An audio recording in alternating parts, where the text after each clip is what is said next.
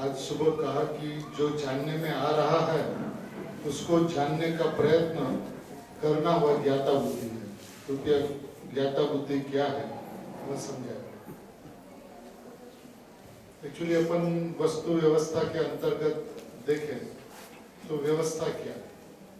ज्ञान पर्याय का जो स्वभाव है वो स्वच्छ, उस ज्ञान पर्याय के अंदर में ये प्रतिभाषित होता है, यानी कि जानने में स्व और पर दोनों ही ज्ञान के अंदर में प्रतिभाषित होते हैं।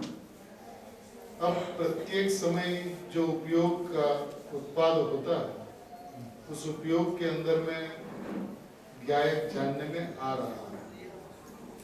आबाल गोपाल सभी को सदाकाल भगवान आत्मा अनुभूति में आ रहा है। इसका अर्थ यह होता है कि परिणाम के अंदर में भगवान आत्मा अनुभूति में आ रहा। अनुभूति में आ रहा माने जानने में आ रहा। अनुभूति माने सम्यक दर्शन की बात नहीं, अनुभूति माने जानने में आ रहा। अब जो भगवान आत्मा अपनी दो बात चली थी, एक तो ज्ञान पर को जानता नहीं है, लेकिन शास्त्रों के अंदर में जिनवाणी के अंदर में उपदेश ऐसा आता है कि पर को जानना बंद करो।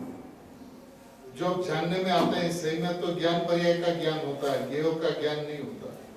फिर भी उपदेश के वचन से होते हैं कि पर को जानना बनता है, यानी कि उपयोग को पर पदार्थ से वापस लाकर स्वभाव की तरफ झुकाने की बात है। और जहाँ स्वभाव की बात है, त्रिकाली की बात है, ज्ञायक की बात है, वो आबाल गोपाल सभी को सदाकाल भगवान आत्मा जानने में आता है। अब सभी को आता है, सदाकाल आता है। तब जो जानने में आ रहा है उसको यदि आप जानने का प्रयत्न करो तो ये ज्ञाता बुद्धि कहलाती है। क्यों मैं तो हूँ ज्ञायक, ज्ञायक मुझे जानने में आ रहा है, जानने में आ रहा तो उसका वजन कहाँ पे जाना चाहिए? जो पूज्य गुरुदेव श्री के प्रवचनों के अंदर में इसका काफी विस्तार है। ज्ञाकार ज्ञान, ज्ञानाकार ज्ञान, ज्ञान और ज्ञायक। एक जो सारी की सारी जो व्यवस्था जो है ज्ञेय की सापेक्षता के अंदर में ज्ञाकार ज्ञान कहा जाता है कि ज्ञेय के अंदर में बाह्य में कौन पदार्थ है उसको बतलाने के लिए, समझाने के लिए, जैसे ज्ञेय है ऐसा आकार ज्ञान के अंदर में हुआ तो ज्ञाकार ज्ञान कहा जाता है। लेकिन वास्तविकता देखा जाए, ज्ञान के भीतर जाके देखा जाए, दर्पण के दृष्टांत से देखा जाए तो जो कुछ भी रचना है वो ज्ञान की अपनी रचना है, ज्ञेय की अपेक्षा बिना, ज्ञेय की सापेक्षता के बिना, ज्ञेय से निरपेक्ष ज्ञान स्वयं ज्ञानाकार रूप परिणाम है, ज्ञेयाकार रूप हुआ ही नहीं। अब ये जो ज्ञानाकार रूप जो ज्ञान है वो ज्ञान है किसका? जो ज्ञानाकार हुआ है ज्ञान का परिणाम है। तो ये ज्ञानाकार और ज्ञान माने जैसे गुरुदेव श्री दृष्टांत लेते थे कि जब पानी स्वच्छ हो तो स्वच्छ पानी को स्वच्छता का परसेंटेज इतना और स्वच्छ पानी इतना ऐसा विभाग नहीं किया जा सकता। जब मलिनता हो तो मलिनता के परसेंटेज तो बात किया जा सकता है कि मलिनता का इतना परसेंटेज, लेकिन जब मलिनता बैठ गई, पानी स्वच्छ हो गया तो स्वच्छ पानी और उसका स्वच्छता रूप परिणाम इसका भेद नहीं किया जा सकता। ऐसे ज्ञान और ज्ञानाकार जब ज्ञेयाकार की सापेक्षता में समझाना हो तब एक बात होती है, लेकिन स्वभाव की मर्यादा में जब आ गया तो ज्ञान और ज्ञानाकार ऐसा विभाग नहीं होता। उसमें जो कुछ भी हो ज्ञान है और ज्ञान किसका? ज्ञायक का है। तो ज्ञायक जानने में आ रहा है तो आपको करना क्या है? वो जानने में तो आ रहा है, मैं ज्ञायक हूँ ऐसा जानना है। कर्ता बुद्धि छुड़ानी है, ज्ञायक जानने में आ रहा है ऐसा जानना। और जो ऐसा नहीं करके आप ज्ञायक को जानने का प्रयत्न करते हैं तो ज्ञाता बुद्धि कहलाता है।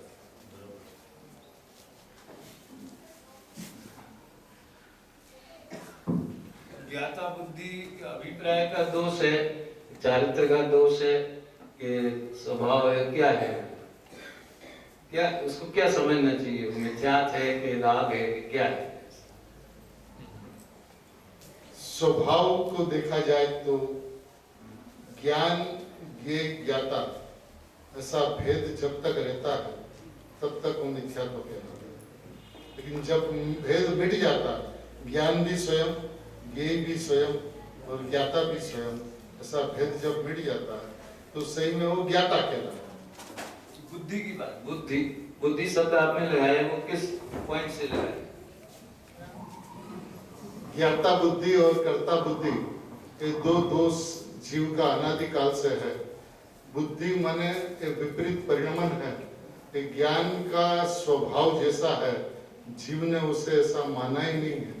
ज्ञाता बुद्धि और कर्ता बुद्धि दोनों मिथ्यात्व के ही विभाग है। ये दोनों एक साथ में रहते हैं और दोनों एक साथ में जाते हैं। कर्ता बुद्धि मिट गई और ज्ञाता बुद्धि ठीक हो गई, ऐसा नहीं होता। जब कर्ता बुद्धि और ज्ञाता बुद्धि दोनों ही जाती है, दोनों एक साथ में, उसलिए गुरुदेव श्री ज्ञाता बुद्धि और कर्ता बुद्धि को दो भूत कहते हैं। दो भूत एक साथ रहते हैं और दो भूत एक साथ जाते हैं। मैं इसमें यही चाह रहा था, आपने कह ही दिया कि ये भी भूत है। 271 कलश के हिसाब से मैं ज्ञाता और दुनिया मेरी ज्ञेय, मैं ज्ञाता मैं ही ज्ञेय, मैं ही ज्ञान, ये जीव भूलता है। तो जो ज्ञाता बुद्धि कही उसमें दोनों अर्थ आपने बता दिए कि समय दृष्टि को अपने स्वयं का ज्ञान ही वो उसका ज्ञाता बुद्धि है। पर का तो वो सचमुच में कहा जाए तो ज्ञाता है ही नहीं, अपने ज्ञान ज्ञानाकार का ही उसमें बने गया का ही ज्ञान है, बराबर है।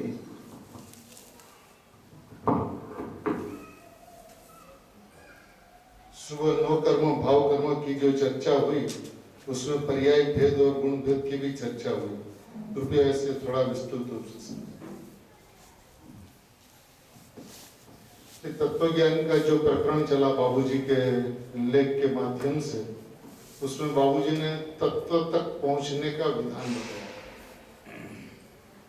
जीव ने 7 तत्वों की, जैसे अभी अभय भाई साहब ने कहा कि 7 तत्वों का नाम तक भी उन्होंने नहीं लिया ये पूरे लेख के अंदर में, लेकिन एक तत्व ज्ञान की बात की। तो जो तत्व है वो एक है। 7 तत्वों के अंदर में जो जीव तत्व की जो चर्चा है वो पर्याय अपेक्षा व्यवहार जीव की चर्चा है।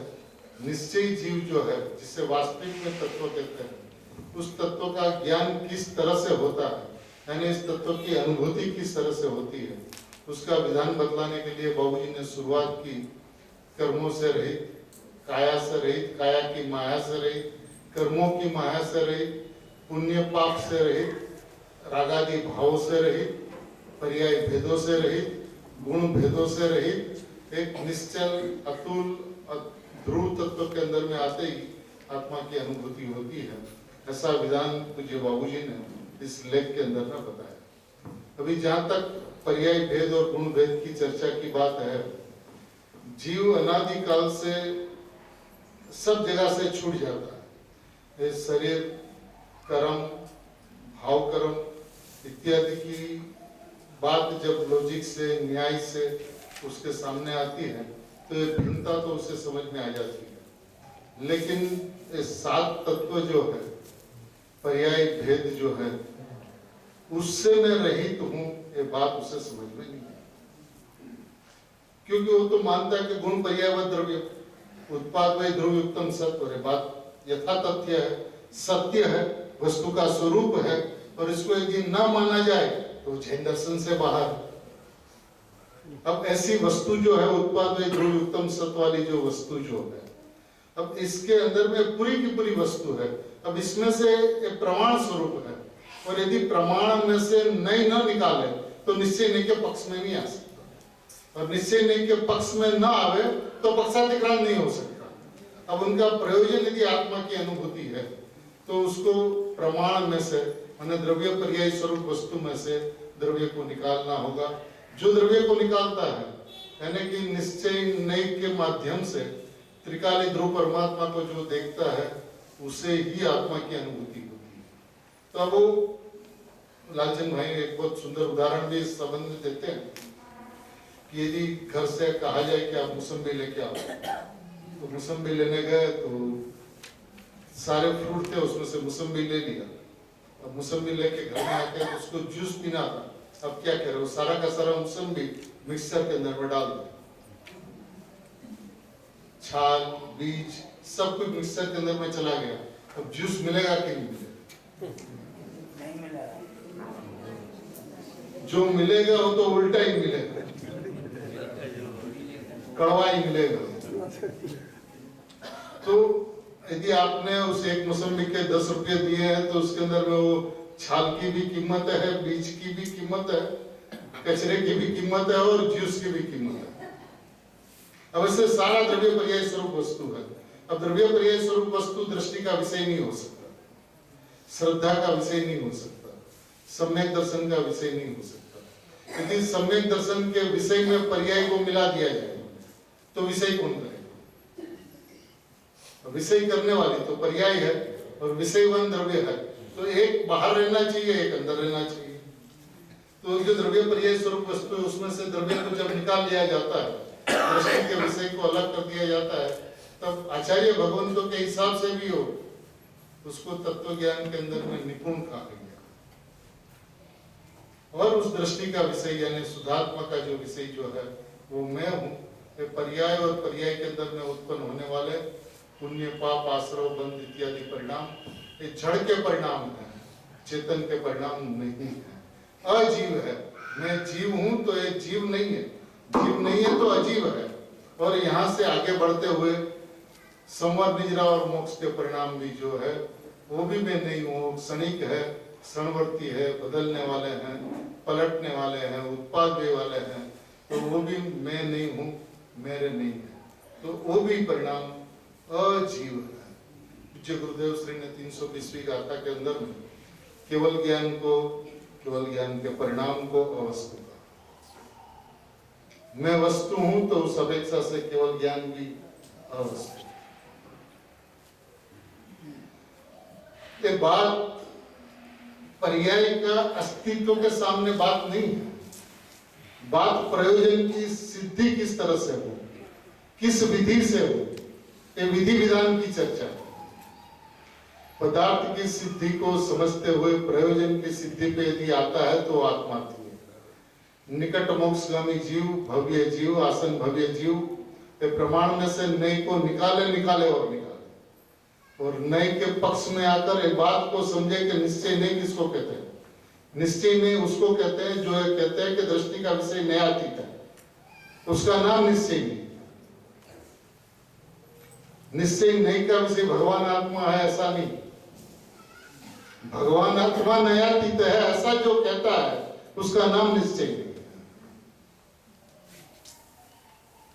निश्चय में वस्तु को शुद्ध बतलाती है, जैसा है ऐसा बतलाती है, नयातीत बतलाती है। और तब जब स्वभाव का जोर आता है, स्वभाव की दृष्टि बनती है, उसके अंदर में बैठ जाता है। सुगानी जी साहब जिस तरह से कहते हैं चारों तरफ से उसके ऊपर दबाव आना चाहिए, प्रतिमा की तरह पलाटी लगा के बैठ जाना चाहिए। ऐसा जब द्रव्य स्वभाव में बैठा जाता है तब उसकी एकमेकता होते, एकत्व होते ही आत्मा की अनुभूति होती है। उस अनुभूति के अंदर में न द्रव्य है न पर्याय है, जो कुछ भी है वो आत्मा।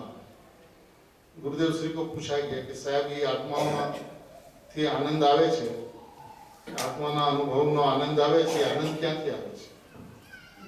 દ્રવ્યમાંથી આવે છે ને? तो गुरुदेव श्री का उत्तर वो है 320वीं गाथा में कि पर्यायમાં આનંદ पर्यायમાંથી આવે છે, द्रव्यમાંથી નથી આવતો। द्रव्य अपरिणामी है, अब जो अपरिणामी द्रव्य उसमें से आनंद पर्याय में आवे तो कैसे? आदान प्रदान की कोई व्यवस्था ही नहीं।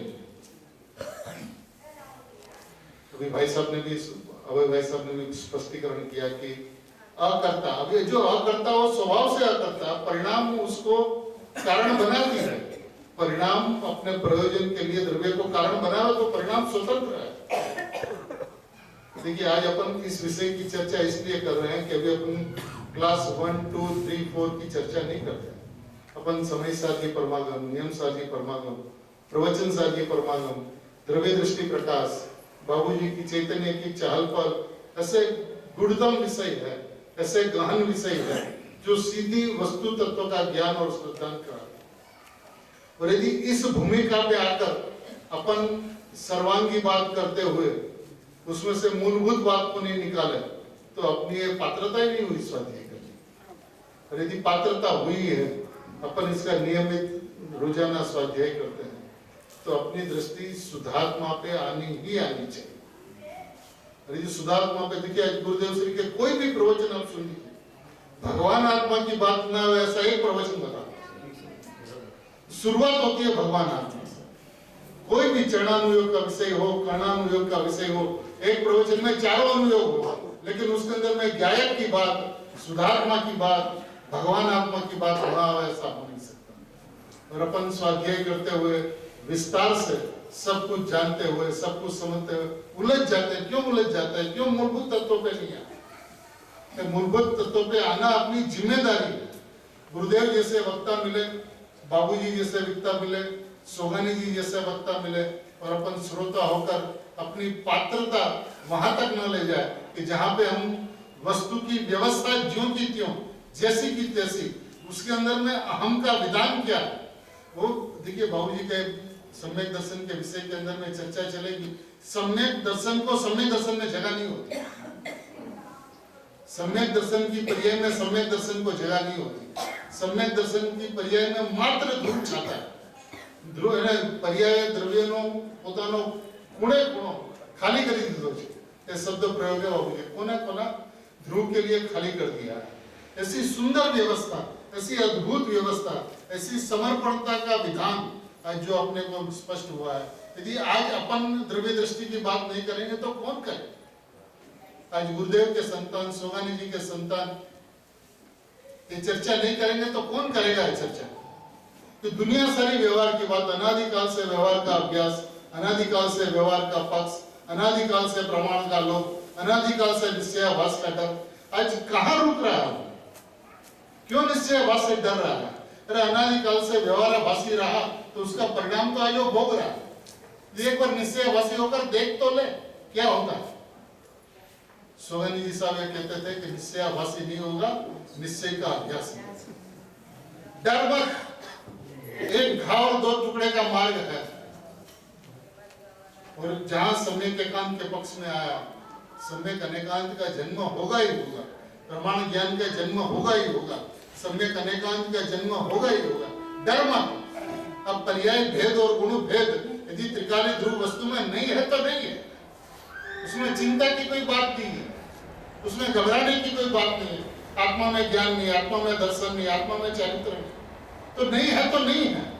ज्ञान ज्ञान रूप में आत्मा में नहीं बसता, ज्ञान ज्ञायक रूप से बसता है, दर्शन ज्ञायक रूप से बसता है, चारित्र ज्ञायक रूप से बसता है। अब अनंत गुणात्मक एक वस्तु है, अनंत गुणात्मक अनंत वस्तु नहीं है। तो जो पर्याय भेद और गुण भेद त्रिकाली अभेद स्वभाव के अंदर में नहीं है, ये अनंत गुण स्वाभाविक अभेद पने हैं, स्वाभाविक एक पने हैं। अब वस्तु एक पने है तो एक पने स्वीकार नहीं है। आत्मा में ज्ञान नहीं है, दर्शन नहीं, ऐसा सात्विक आत्मा में आचार्य भगवान ने कहा तो सही है। पर्याय भेद की चर्चा अनेक जगह पे है, गुण भेद की चर्चा कहीं कहीं पे है। अब आत्मा का स्वभाव ज्ञान और ज्ञान का स्वभाव आत्मा, यहाँ पे लौट आवे तब तो अभेद का भेद करके भेद से फिर अभेद में चला गया। एक बार प्रसंग बना भाई साहब, एक भाई साहब मुमुक्षु 2 महीना से संकट थे। गुरुदेव श्री ने पूछा कि आप समय सार का स्वाध्याय करते हो? बोला साहब इस बार 2 महीना रहा ना, तब इस बस कल से चालू कर। वो गए सरस्वती भवन, एक समय सार लेके आए। वो समय सार लेके आए और गुरुदेव श्री को दिया ओम करने के लिए। गुरुदेव श्री ने ओम किया। ओम करने के बाद में उसने गुरुदेव के पांव पकड़ के, पांव छू के बोला साहब हम कहीं लकी। तो गुरुदेव ने लिखा मैं गायक हूँ, नायक छू। ये बात गुरुदेव ने गुजराती में लिखी। तो भाई साहब गुरुदेव का पांव नहीं छोड़ा था। फिर बोलते हैं साहब और कुछ लिख के दो। तो गुरुदेव ने कहा હું નાયક છું ને એ આખું સમયસાર છે। આખા સમયસારમાં હું નાયક છું, છોડીને બીજું કંઈ સમજાવવું નથી। અને જો આનો વિસ્તાર કરે કે જ્ઞાયકનો સ્વભાવ શું, તો કે જ્ઞાન દર્શન ચારિત્ર એ જ્ઞાયકનો સ્વભાવ છે. પછી બીજો પ્રશ્ન થાય જ્ઞાનનો સ્વભાવ શું છે, તો કે જ્ઞાનનો સ્વભાવ જાણવું છે, દર્શનનો સ્વભાવ દેખવું છે, ચારિત્રનું સ્વરૂપ સ્થિરતા છે. પછી શું, તો કે જ્ઞાનની અંદરમાં સોપરનું જાણવું છે. એ સોપરનું જાણવું કેવી રીતે છે, તો પછી થઈ જશે 7 તત્વોનો વિસ્તાર અને આખા સમયસારની 415 ગાથા. પણ એ 415 ગાથાનો સાર એટલો છે કે હું જ્ઞાયક છું. એટલે એનાથી વધારે અમારે કાંઈ નથી કહેવું, એટલે કે આચાર્ય ભગવાનને નથી કહેવું. તમે આટલું સમજો, એમાંથી આ सारभूत बात है, ऐसा गुरुदेव से ना फरमाया. तो मूलभूत बात पे यदि अपन नहीं आते हैं तो अपन गुरुदेव के संतान कैसे? अपन रोज कहते हैं कि हम गुरुदेव के साथ चलेंगे, गुरुदेव के समस्रण में मोक्ष जाएंगे. तो ये बात तो तब लागू पड़ेगी जब उस मार्ग पे अपन चले. गुरुदेव ने, बैंसरी बहन ने, सोगानी जी ने इत्यादि ज्ञानी धर्मात्माओं ने जिस तरह से आत्मा को आत्मसात किया, उस मार्ग पे चलना होगा. उस मार्ग पे चले बिना वस्तु व्यवस्था की सच्ची समझ करके, द्रव्य गुण पर्याय की व्यवस्था को जानकर, उसके अस्थि नास्ति स्वभाव को जानकर, उनके धर्मों को जानकर, त्रिकाल अस्थि की मस्ती में यदि नहीं आता कि अस्थि की मस्ती में नास्ति नहीं समाती, तो अस्थि की मस्ती में आले तब तो अनुभव होता है. अब अस्थि की मस्ती आले कैसे? देखिए, पर्याय के प्रति द्वेष नहीं होता और द्रव्य के प्रति राग नहीं होता, ऐसा यह मार्ग है अद्भुत. पर्याय के प्रति द्वेष का भाव नहीं होता, द्रव्य के प्रति राग का भाव नहीं होता, और वितराग भाव से मैं परिपूर्ण ज्ञायक वस्तु, ऐसा विश्वास धारावाही प्रवाह से चलता रहे, निरंतर चलता रहे. जब बैंसरी बहन के पास में, दोनों बहनों के पास में हम लोग जाते थे, बच्चे थे तब बैठते थे, तो पूरी कहानी बताते थे कि उनके अनुभव के समय में किस परिस्थिति में वो लोग को गुजरना पड़ा. और जब वो परिस्थिति का वर्णन करते थे, 2 दिन 3 दिन 5 दिन, न खाने में मन, न पीने में मन, न सोना अच्छा लगता, न बात करना अच्छा लगता. वो तब तो सिगड़ी का जमाना था. भट्टी में वो रोटी रख दी, रोटी पूरी की पूरी जल गई, वो ख्याल ही नहीं रहता. तो मस्ती तो ऐसी होती है कि जिसके अंदर में दुनिया भूल जाता है. श्रीमद जी कहते हैं, खाऊ भावे नहीं, पीवू भावे नहीं, उठू भावे नहीं, चालू भावे नहीं, सू भावे नहीं, हंसू गमे नहीं, रोऊ गमे नहीं. वो स्थिति ऐसी होती है कि जिसके अंदर में भगवान आत्मा के अलावा कुछ सुहाता नहीं. तालावेली जिज्ञासा, तीव्र जिज्ञासा. बैंसरी ऐसा कहती थी कि ये जिज्ञासा इतनी जबरदस्त होती है. वो एक प्रसंग गुरुदेव से ने बताया, ज्ञान श्रद्धा की मैत्री का.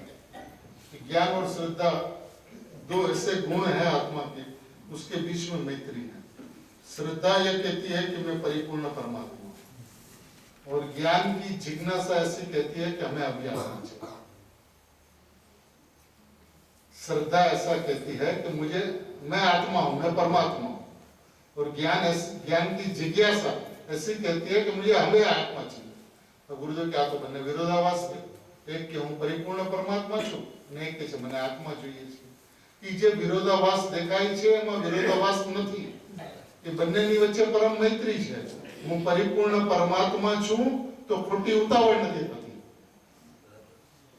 અને મને હમણાં આત્મા જોઈએ છે તો ખોટો પ્રમાદ નથી થતો.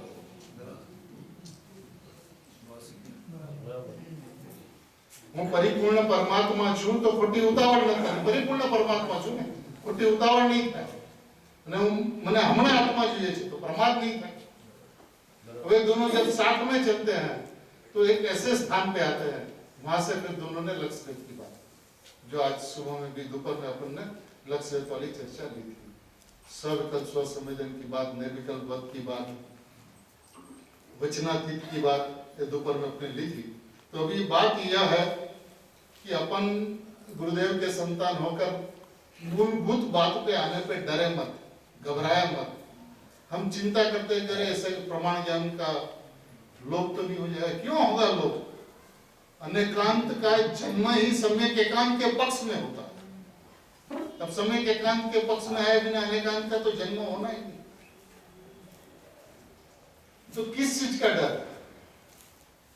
व्यवहार नहीं का पक्ष अनादिकाल से परस्पर चर्चा भी अपन व्यवहार की करें, प्रमाण का लोभ नहीं छूटता रहे. वस्तु तो द्रव्य पर्याय स्वरूप છે ને, અનુભૂતિ તો પર્યાયમાં થાય છે ને, એ પર્યાયમાં આનંદ આવે છે ને, એ મોક્ષ તો પર્યાયનો થાય છે ને. પણ એ કહેकर आपको सिद्ध क्या करना है? मैं परमात्मा हूं, ये कहता कौन है? परमात्मा कहता है क्या मैं परमात्मा हूं?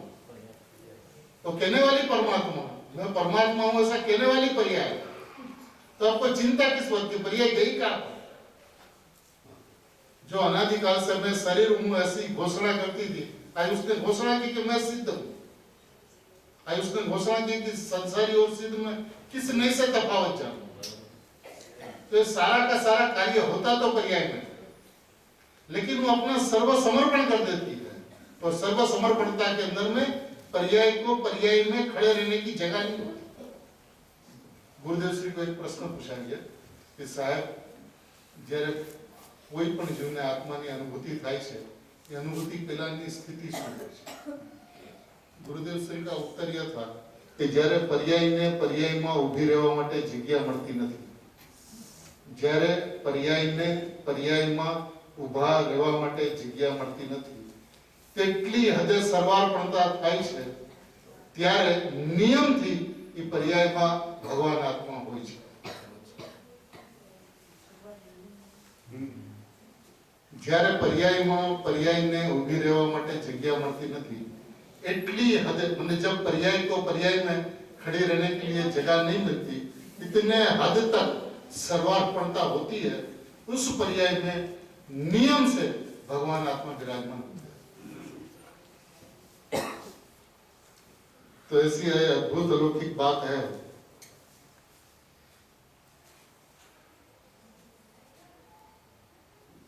चैतन्य की चाल पर तत्वज्ञान कसाईना पेज नंबर 8 अनायास समाप्त है। जो 8 नंबर पेज चैतन्य की चाल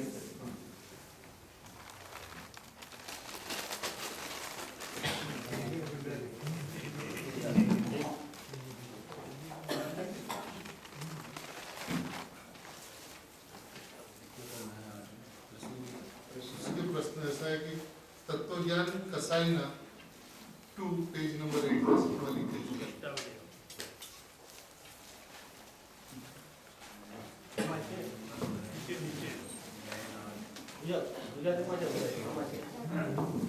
शब्द समझ में नहीं आया होगा। अनायास समाप्त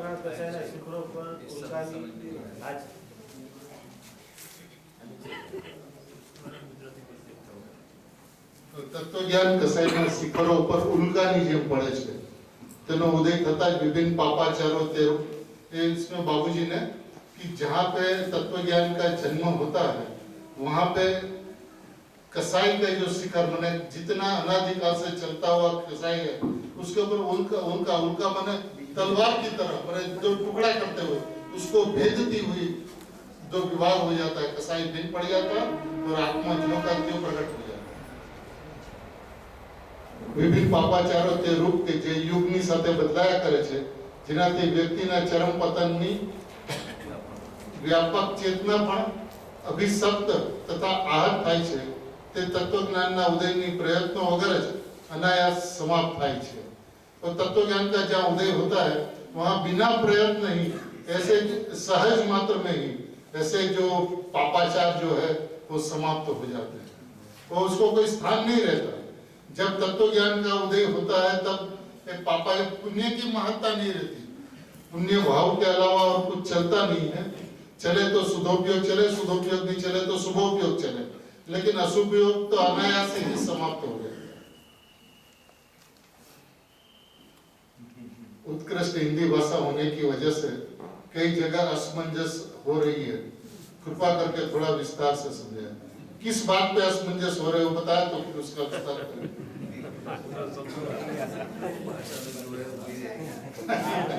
गुजराती की आ गई नहीं तो गुजराती ट्रांसलेशन है।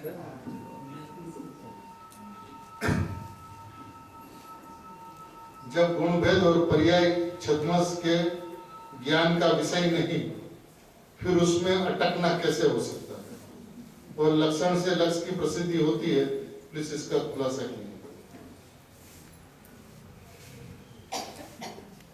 जीव के पास में प्रति समय ज्ञान का जन्म होता है और उस ज्ञान के जन्म होते ही जब अध्यात्म उनको मिलता है तो चिंतन के माध्यम से आत्मा में ज्ञान है, दर्शन है, चारित्र है, ऐसा चिंतन करता है। अब जो चिंतन करता जो है वो चिंतन सही है, गलत नहीं है। आत्मा में ज्ञान नहीं है ऐसा नहीं है, लेकिन गुण भेद किसको कहते हैं कि आत्मा में ज्ञान, दर्शन, चारित्र, आत्मा में राग, द्वेष, क्रोध आदि नहीं है, ये समझाने के लिए गुणों के माध्यम से आत्मा को समझाया जाता है कि आत्मा में ज्ञान है, दर्शन है, चारित्र है, सुख है, वीर्य है। लेकिन वास्तविकतया एक ज्ञान ते आत्मा, ज्ञान सो आत्मा है, दर्शन सो आत्मा है।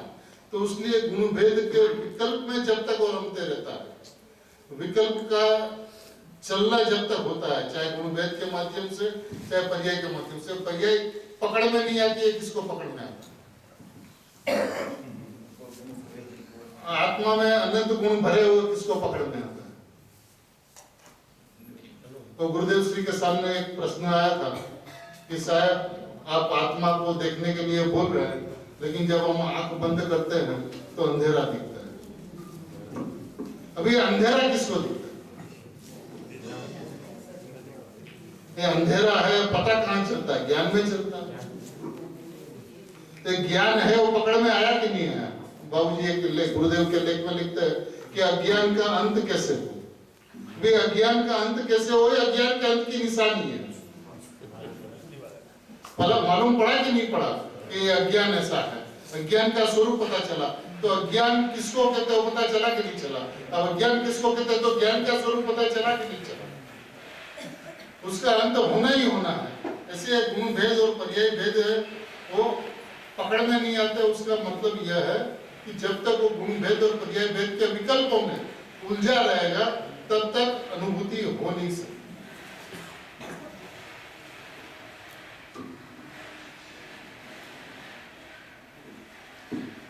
मोक्षमार्ग प्रकाशक में तत्व विचार वाले को मोक्ष का अधिकारी कहा है। कृपया स्पष्ट सही है। जो तत्व विचार करता है वही मोक्ष का अधिकारी हो सकता है, जो तत्व विचार नहीं करता वो मोक्ष का अधिकारी नहीं हो सकता। लेकिन तत्व विचार कहे किसको?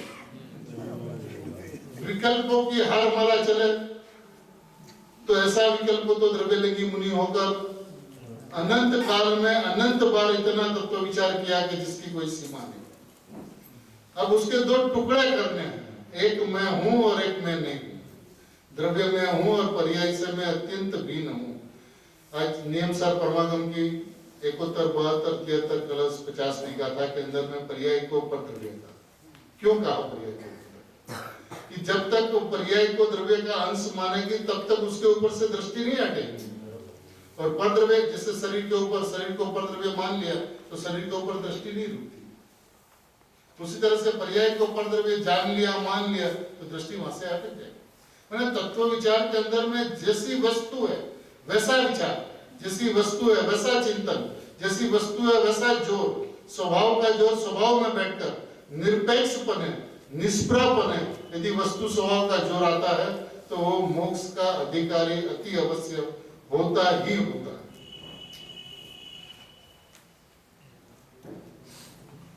तो क्या पर्याय को देखना छोड़ना माने जो निर्णय करने वाली पर्याय को भी नहीं देखना? मुंझवण घणी छे, विस्तारથી समझावा कृपा करशो। बात यह है कि जो पर्याय मैं द्रव्य हूं, मैं परमात्मा हूं, ऐसा जो कहती है वो पर्याय अपनी समर्पणता करती है। बाबूजी का एक बहुत प्रसिद्ध विषय है कि कितने मनुष्यों के बीच के अंदर में सर्वसमर्पणता की बात चली तो बाबूजी ने वो प्रश्न पूछ लिया कि सर्वसमर्पणता के अंदर में मुख्य और गौण का प्रश्न पूछा। क्या पूछा प्रश्न? बाबूजी ने उत्तर दिया, एक पतिव्रता स्त्री है और पतिव्रता स्त्री का पति मुख्य होता है न गौण। तो प्राय उत्तर ऐसा आया सब जगह से कि मुख्य होता है, मतलब दूसरे गौण होते। तो बाबूजी ने तुरंत ये बात कही कि उसका मतलब गौण रूप से दूसरा कोई है।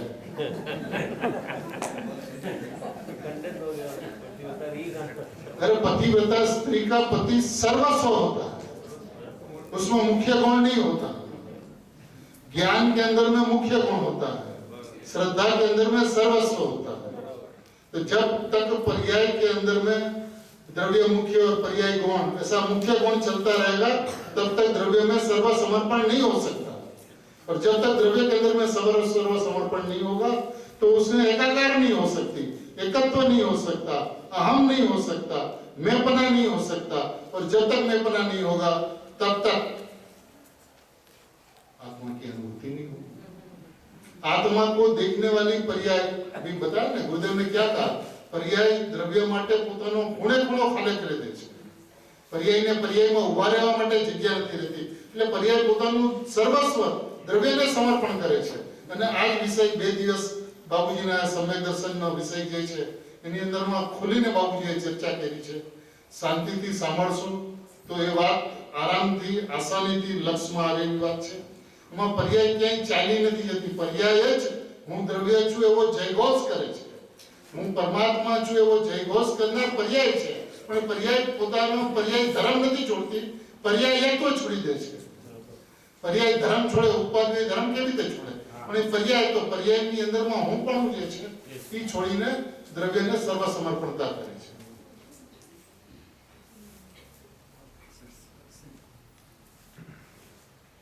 अब ये जो प्रश्न है उसको तो अपन स्वाध्याय के अंदर में ले पाएंगे। द्रव्यनी पराकाष्ठा, पर्यायनी पराकाष्ठा, वस्तु व्यवस्थानी पराकाष्ठा, विश्व व्यवस्थानी पराकाष्ठा।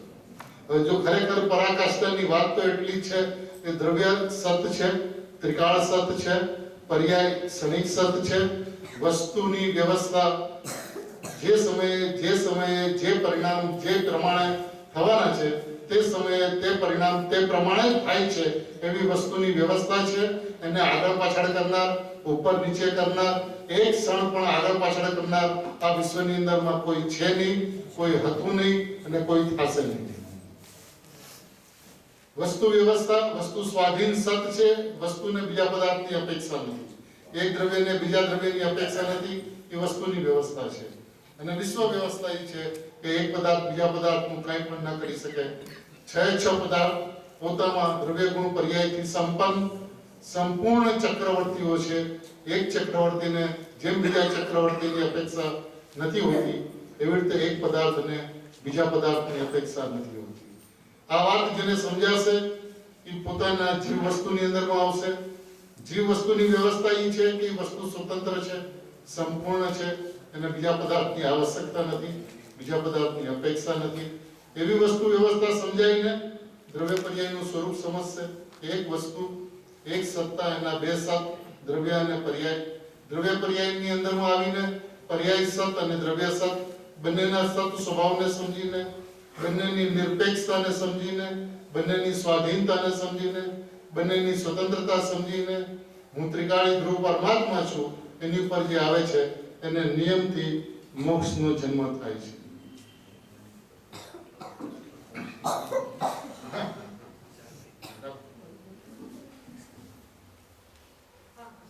आज सुबह कहा कि ज्ञान स्वभाव अभेदग्राही है।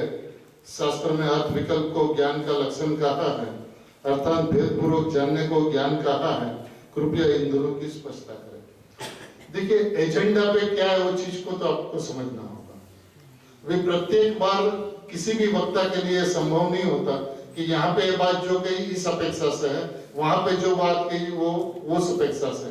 अब गुरुदेव जैसे वक्ता इस विश्व में 2500 वर्ष में न हुए हैं, न 18,500 वर्ष में होंगे। ये बात तो आप लिख के रखो। और गुरुदेव की जो सर्वांगी वाणी है, जिस वाणी के अंदर में तत्व ज्ञान पूरा का पूरा निरखा है, अपने को प्रयोजनभूत तत्व के अंदर में अच्छी तरह से शांत होकर, धीरा पढ़कर, नियमित स्वाध्याय यदि अपन करें, और अपन खाली स्वाध्याय करके छोड़ दे ऐसा नहीं। बहनश्री बहन दोनों बहनों का हम लोगों को आदेश यह था कि आपको रोज स्वाध्याय करना और स्वाध्याय करने के पश्चात अपने साथ बात करना, एकांत में बैठना। जब तक आप एकांत में नहीं बैठोगे तब तक आपको अपने स्वभाव की प्रीति कितनी है, स्वभाव की महिमा कितनी है समझ में नहीं है। जब आप एकांत में बैठोगे 2 मिनट से ज्यादा चिंतन चलाए नहीं 5 मिनट से ज्यादा ही चला नहीं, तो पता चलता है कि जिस तरफ उपयोग चला जाता है उसकी प्रीति ज्यादा है, आत्मा की प्रीति कम है। जब ये आत्मा का चिंतन निरंतर चलते रहेगा, उसके अंदर में भेद ज्ञान को भेदता रहेगा, अभेद तक चला नहीं जाएगा, तब तक शांति से बैठना नहीं है। और उनका उपदेश, किसी को एक ऐसी परिस्थिति आई भाई कि जब मैं कहता था कि दोनों बहनों को हम मासीबा कहते कि अब हम तो सुबह 6 बजे घर से निकल जाते हैं, रात को 10 बजे आते हैं, अब स्वाध्याय करने का टाइम नहीं मिलता, क्या करें। तो कहते थे 10 से 6 8 घंटा होता है, अब 5 घंटा सो, 1 घंटा संसार क्रम में लगा, 2 घंटा स्वाध्याय करो। क्यों नहीं मिलेगा टाइम? आपको सोने का समय कम कर दो, टाइम तो आपका निकालने से निकलेगा। यदि आप स्वाध्याय नहीं करोगे, क्योंकि जब तक स्वाध्याय नहीं होगा तब तक वस्तु व्यवस्था समझ में नहीं आएगी। और आज गुरुदेव ने कहा, हमने मान लिया, ये तो ग्रहित विद्या तो क्या खाते में जाता है। आप जब तक अपने आप निर्णय नहीं करोगे, अपने आप, देखिए सोहानी जी ने 2 बात कही, एक यथार्थ निर्णय कहा, एक पक्का निर्णय कहा। अब यथार्थ निर्णय का मतलब यह है कि जैसे वस्तु है वैसा निर्णय। यदि मैं परिपूर्ण ज्ञायक परमात्मा हूं तो परिपूर्ण ज्ञायक परमात्मा हूं, ऐसा निर्णय। और फिर ऐसा ही हूं, ये पक्का निर्णय स्वभाव के अंदर में जम जाना, बैठ जाना। मैंने पहले यथार्थ निर्णय और पक्का निर्णय। यथार्थ निर्णय के अंदर में जैसी वस्तु है वैसा निर्णय होता है, और पक्का निर्णय होते ही, अनुमान ज्ञान में आते ही अनुभव ज्ञान के अंदर में वो चला जाता है। मतलब जो गुरुदेव ने कहा, હું પરમાત્મા છું નક્કી કર, નિર્ણય કર, એનો અર્થ સમજો। હું પરમાત્मा છું, निर्णय कर, नक्की कर, दोनों बात अलग अलग है। लगता है एक बात, निर्णय और निश्चय। निश्चय करने की बात है, निर्णय करने की बात है। निर्णय करके निश्चय, पहले निर्णय करके ऐसा कहा, હું परमात्मा છું, निर्णय कर, मैंने ऐसा विश्वास कर, ऐसा श्रद्धान कर, और निश्चय कर मैंने अचल बने, उसमें बैठ जा, उसका एकत्व कर, उसमें अहम कर। तो अनुभव करने की बात कही गई, लेकिन अनुभव हो जाता है। निर्णय और निश्चय हुआ तो अनुभव करना नहीं पड़ता, अनुभव हो जाता है।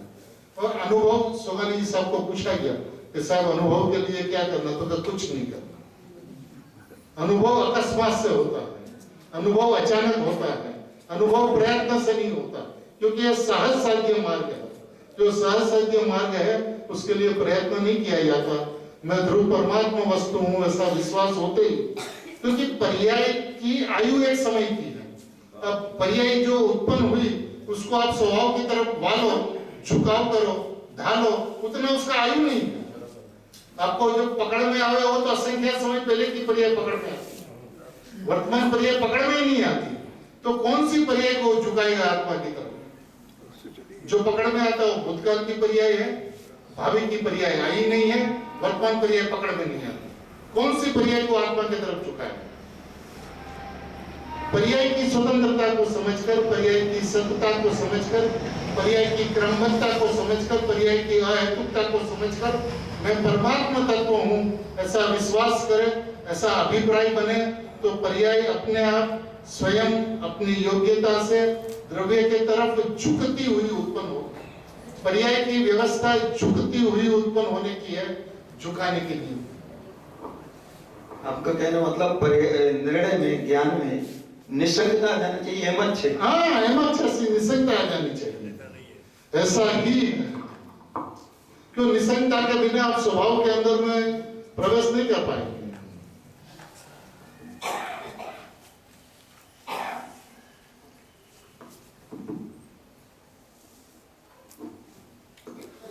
गुरुदेव श्री के आज के प्रवचन में आया था कि मोक्ष का स्वामी निकल गया और ज्ञान ने उसे जान लिया।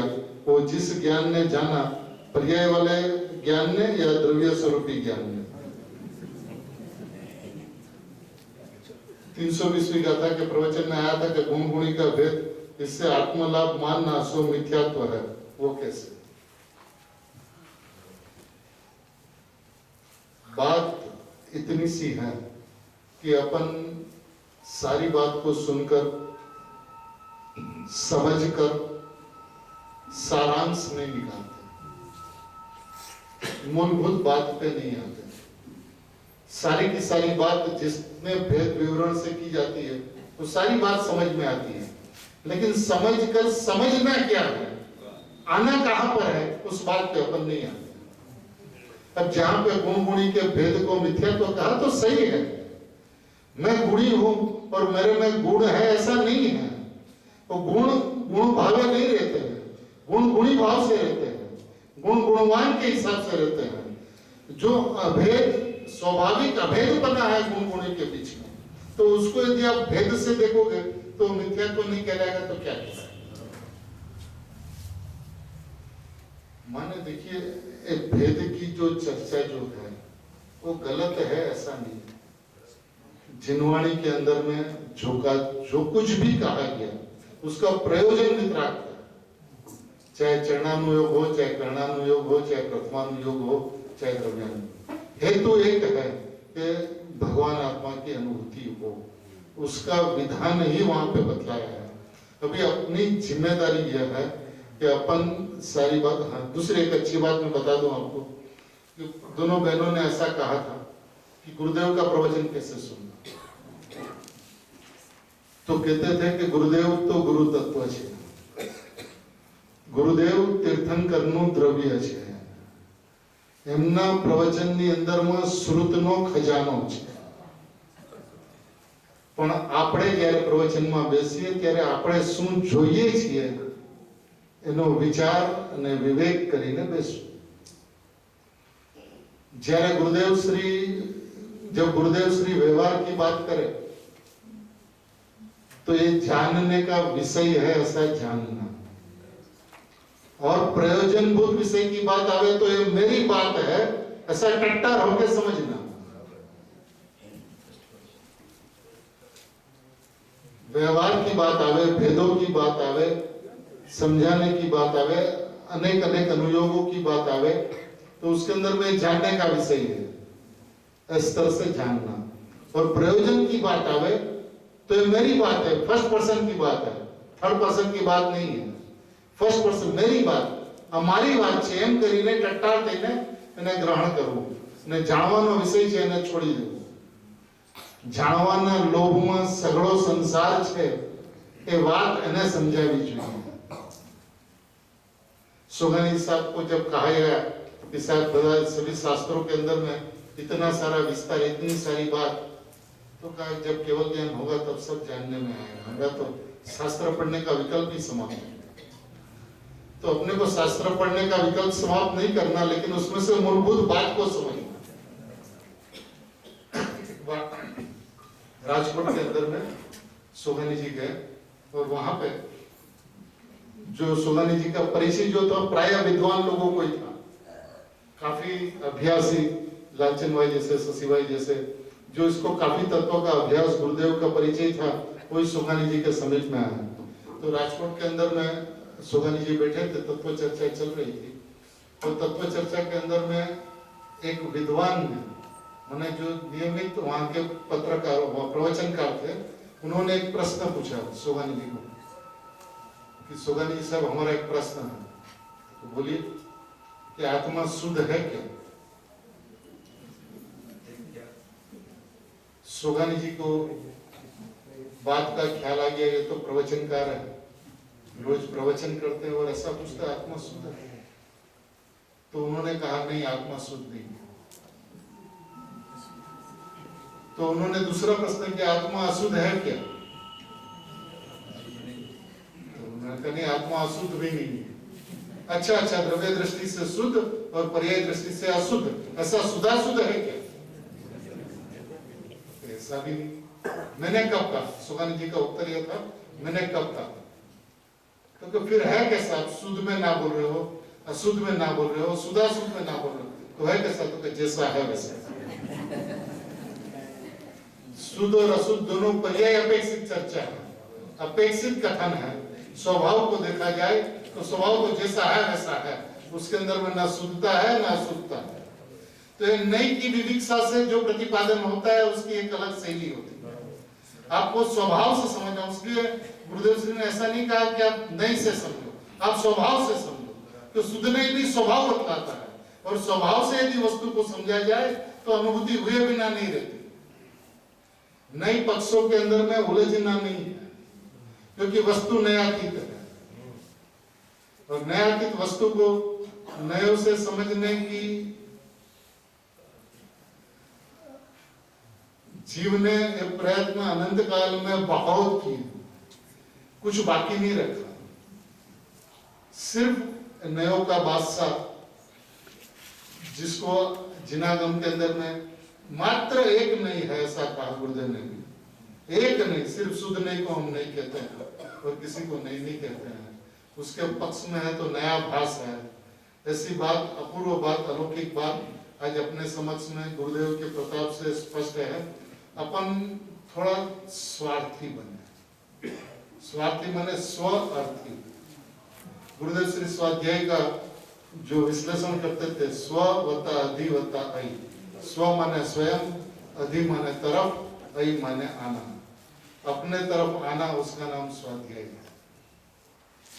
और देखिए गुरुदेव श्री कितने करुणावंत थे, उसका एक उदाहरण मैं देता हूँ कि जब हम लोग 4-5 बच्चे लोग 6, 7, 8 साल के गुरुदेव के सामने खड़े रह जाते हैं, तो समय सार का जो पहला कलश के ऊपर में परमात्मा नमः लिखा हुआ, ओम परमात्मा नमः। तो गुरुदेव क्या परमात्मा नमः में શું લખ્યું? કેમ પરમાત્મા ને નમસ્કાર શું કામ કર્યા છે ખબર છે?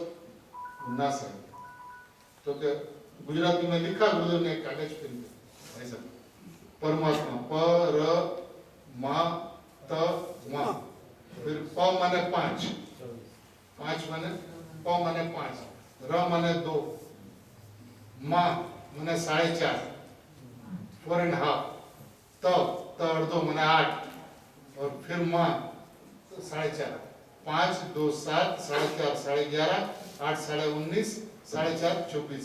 ये परमात्मा ने नमः में 24 तीर्थंकर ने नमस्कार आज्ञा।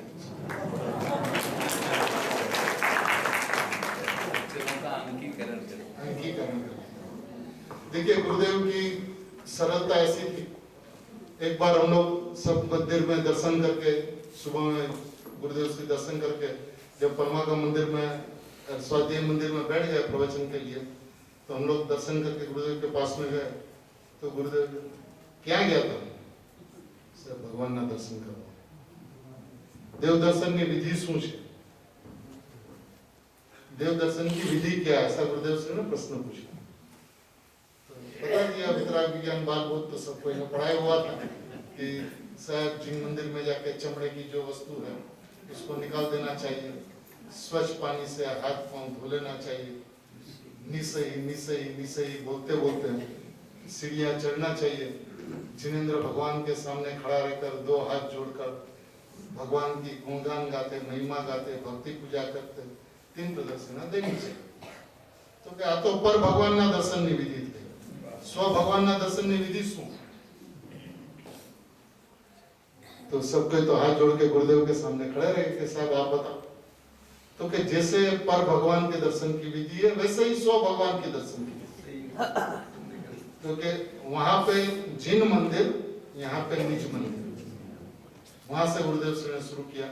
अब चमड़े की वस्तु को निकाल देना मंदिर में जाकर। तो चमड़ा क्या है? जो शरीर है, गुरुदेव ने ऐसे हाथ लगा के आ चामड़ू છે, આ ચામડું છે ને એ મારું છે એવું દ્રષ્ટિમાંથી કાઢી નાખો। फिर स्वच्छ पानी से हाथ पांव धो लेना, माने कर्मों के कारण मैं सुखी दुखी हूं, इस बात से हाथ धो लो। निसही निसही निसही, संसार की सर्व प्रवृत्ति का त्याग। संसार क्या? कुटुंब परिवार संसार नहीं है। अपने परिणाम में उत्पन्न होने वाले राग द्वेष भाव जो है वो संसार है। उस भाव कर्म का त्याग, वो निसही। फिर क्या हुआ? जैसे 9 कर्म द्रव्य कर्म भाव कर्म से रहित अंदर गया तो वहां जिन प्रतिमा, यहाँ निज प्रतिमा, और उनका गुणगान गाया भक्ति की, जैसे मैं परमात्मा हूँ ऐसा गुणगान गाया भक्ति की। तो वहां 3 प्रदक्षिणा, यहाँ 3 रत्नत्रयी का जन्म। तो ऐसे अपने गुरुदेव थे जो बच्चों के साथ में निखालस हो जाते हैं। तत्वों की बात आती थी तो वज्र जैसे कठोर हो जाते थे। कहीं पे किसी की ताकत नहीं है कि किसी बात पे झुका जाए। मैंने अपने आंख से देखा हुआ है कि गुरुदेव श्री रविवार को मंगलवर्धनी गाड़ी को घुमाने के लिए कि पड़ी खराब ना हो जाए तो हर रविवार को घूमने के लिए निकलते थे। आगे जीवराज जी महाराज बैठते थे, पीछे गुरुदेव चंदूभाई बैठते थे और किसी एक लड़के को साथ में ले लेते थे गुरुदेव। तो गुरुदेव को पालीताना जाने का विकल्प आया, तो उस दिन मेरा नंबर लग गया, तो पालीताना गए। पालीताना गए तो वहां पे तड़ेटी में जाकर नीचे से गुरुदेव ने भगवान के दर्शन किए। उतने देरी में एक श्वेतांबर साहब आ गए, वो गुरुदेव को पहचानता हो, वो गुरुदेव को विनती किया कि साहब आप थोड़ा आप हमारे साथ हमारे धर्मशाला में आप पधारो। तो गुरुदेव बोला यहाँ हमाરું શું કામ છે? तो नहीं साहब आप चलो। तो गए गुरुदेव से बैठे और वो भी कुछ नहीं बोले, गुरुदेव भी कुछ नहीं बोले। तो उतने देरी में गुरुदेव ने कुछ बात निकाली, चश्मा गुरुदेव ने निकाला ऐसे चश्मा कोना आधारे છે? तो के कान ना आधार। गुरुदेव खड़े हो गए, तो थई गई चर्चा। गाड़ी में बैठ गए, तो बहुत रोके कि साहब आप सुनो तो से, आप समझाओ तो से, बताओ तो से। तो साहब गुरुदेव के आपड़े बात विवाद में नहीं पड़े, चल दिए वहां से। सुंदर वापस आ गए। 4 दिन के बाद वहां से पालीताना से एक पैम्पलेट पूरा प्रिंट होके आया, जिसके अंदर में लिखा था कांजी स्वामी हारी ने भागी गया। वो पैम्पलेट आया गुरुदेव के हाथ में, गुरुदेव ने कहा कांजी स्वामी एक बार नहीं 70 बार भागी गया। माने जिनको एक अपने अध्यात्म के अलावा, शुद्धात्मा के अलावा, भगवान आत्मा के अलावा कुछ दिखता ही नहीं था, वाद विवाद में पूरे जीवन में किसी के साथ नहीं पड़े, ऐसे गुरुदेव अपन को मिले और शुद्धात्मा की ऐसी उत्कृष्ट चर्चा अपने को मिली है। तत्व ज्ञान का मार्ग इतना प्रशस्त हुआ है। अपन मूलभूत बात को, गुरुदेव श्री के हृदय को, सोगानी जी के हृदय को, ज्ञानी धर्मात्माओं के हृदय को समझकर मैं परमात्मा तत्व हूँ ऐसा विश्वास कर श्रद्धा ज्ञान करते हुए सम्यक एकांत के पक्ष में आकर सम्यक अनेकांत का जन्म सभी के हृदय में सहज मात्र में हो, इसी मंगल भावना के साथ में परम कृपाणु अनंत उपकारी श्री सद्गुरु देव गुरुदेव श्रीना परम परम उपकारनो भूतकाळना રાજેન્દ્ર વર્તમાનના યોગીન્દ્ર અને ભાવિના જિનેન્દ્ર એવા કહાન ગુરુદેવનો જય।